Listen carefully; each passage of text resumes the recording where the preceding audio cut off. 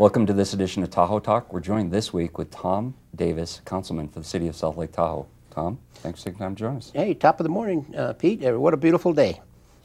Tom, for some of our visitors here to the community, or maybe some of our locals that don't know you, which is kind of hard to believe since you've been around so often and for so long, and you're such an active member within the community, tell us a little bit about yourself and what you do with the City Council here in South Lake Tahoe. Yeah, I came back here in the late 60s and worked summer months when I was going to college at which is called Ski Run Marina now, used to be called Beach and Harbor. I used to rent boats there.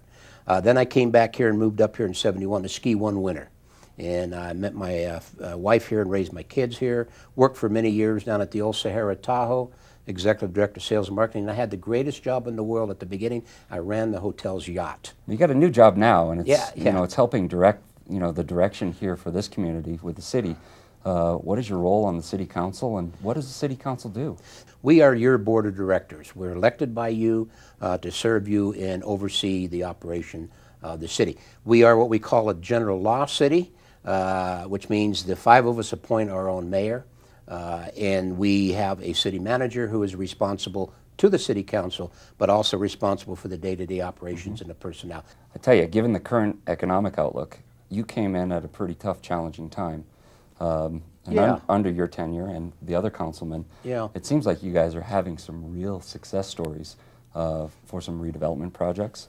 So one of the goals of the City Council is grow the economy, and the projects we're working on and we're being a catalyst with and working with the developers and tenants on is at the Y area. It's our point of entry to this community. Absolutely, very important part, and actually been neglected for quite a few years. So there's two major projects going on down there right now. In fact, this last week, if you've been down there, they demolished the O'Shell gas station. Rayleigh's is going to build what they call an aisle 1 gas station. Going to be 12 pumps there.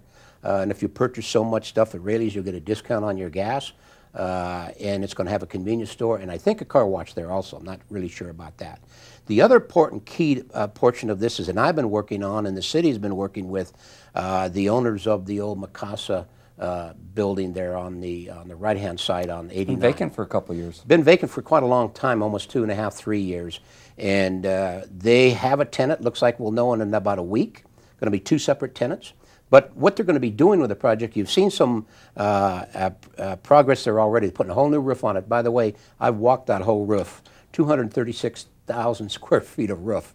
They put a dormer up. They're putting all new front rock in front of it, all new siding, beautiful redwood siding or knotty pine siding, and they're going to have a rock front to it. They're going to slurry seal the parking lot and stripe it and put some landscaping in and a new sign. So it's going to really make, between those two projects, it's going to make the Y area look alive again. Also, a lot of people don't know this. We lobbied for years and finally got it. Flowers in the middle of Highway 50 there when Caltrans redid the middle of the Highway 50 there where you turn left to go to Sac.